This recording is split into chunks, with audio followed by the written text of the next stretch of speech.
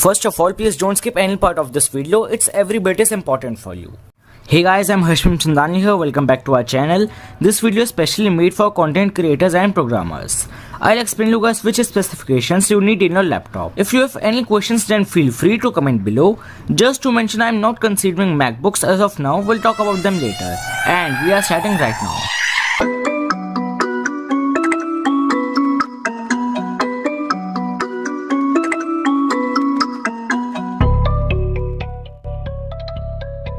First, we will understand about CPU.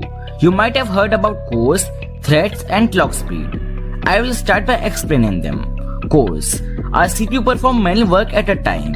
A core will work upon one task at a time. So the more cores, the better CPU. For programming, photo and video editing, you should at least have 4 cores in your CPU. For 3D modeling, you should get a 6-core CPU. Threads. There is a process going on inside CPU. It splits a core into 2 virtual cores. These virtual cores are known as threads. For example, if you have a 4-core CPU, its cores will split up and you will get 2 times 4, which is 8 virtual cores. Or I should say 8 threads. Games are lightly threaded. In simple language, they will not get advantage from the number of cores and threads. A 4-core CPU with 8 threads and a 6-core CPU with 12 threads. If these both will have the same clock speed, then games will perform in a similar way in both of them. But it's not the same for video editing, photo editing and 3D modeling. Apps like Premiere Pro, Filmora, Photoshop, Maya take better advantage of multiple threads. So again, the more cores and threads you have, the better CPU. Clock speed. These are measured in gigahertz. This is the speed at which the CPU operates. CPUs adjust their clock speeds. It depends on the task it is doing and the temperature. That's why we see a minimum clock speed and a turbo boost speed, which is the maximum clock speed. The more clock speed, the better CPU. Graphics card or GPU. First of all, do you need a dedicated GPU for photo and video editing? Technically no, you don't. Now what? Will you not be able to convince your parents to get a gaming laptop? Will you not even purchase a laptop? Will you not watch my videos? Will I even upload more videos? Yes, I will upload more videos, so do subscribe to this channel for further updates and don't forget to click that bell icon. Technically, dedicated GPU is not required, but you should have it. Don't rely on integrated GPUs. An integrated GPU can't handle photo and video editing totally. And for many effects like 3D transitions, you need a dedicated GPU.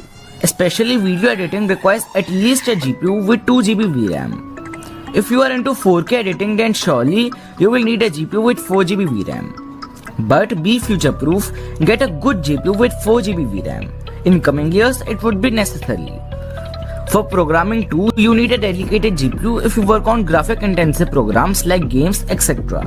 For 3D modeling, a good GPU with at least 4 GB VRAM is necessary. You can get a laptop having NVIDIA's Quadro series GPU. It is designed for all of the above mentioned work. Otherwise, for editing and programming at beginning level, you should at least have NVIDIA's GeForce GTX 1650 Ti or above. For some serious editing, programming and 3D modeling, you at least need GTX 1660 Ti.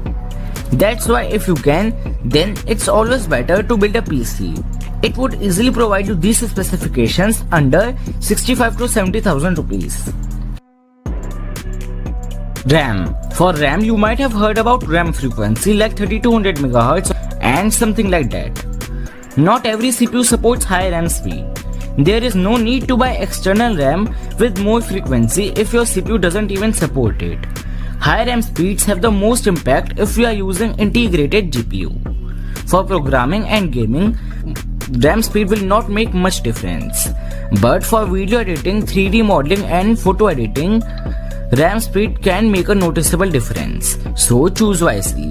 Now the main point is that how much RAM do we need? In 2020, you actually need 16 GB RAM for photo and video editing and programming too. For 3D modeling, you need 32 GB RAM. Anyway, 16 GB RAM will also be fine. Display. If you are into editing or you are a programmer editing textures and all, then you need an accurate display. The accuracy of display is measured in Adobe RGB, sRGB and NTSC percentage. If you are into editing and all, then you should at least consider 90% sRGB coverage. The refresh rate will not make much difference, but the response time of the screen can easily make noticeable difference. So if you can, then try your best to get response time below 7 to 9 milliseconds. How are people able to do video and photo editing in MacBooks? Despite providing very less specifications for the price, MacBooks are really optimized. And this is what we are paying for. If we want 1080p editing in MacBooks, then we just need 4GB RAM, i5 6th Gen and Intel UHD graphics. Apple is just famous for its optimization, and that is what we can see here. But for 4K editing, 3D modeling and all those heavy work, we actually need higher variants of MacBooks with dedicated graphics card. Still, it can provide you 1080p editing with Intel HD 4000 graphics. Intel HD 4000 in MacBooks is as powerful as MX 250 or above in a Windows laptop. Okay, so the like aim of this video is 20 likes. After that, I will upload a PDF where I have mentioned the specs you need to run the following softwares without any issue. Also, don't forget to subscribe this channel. I am loyal to you and you can rely on me.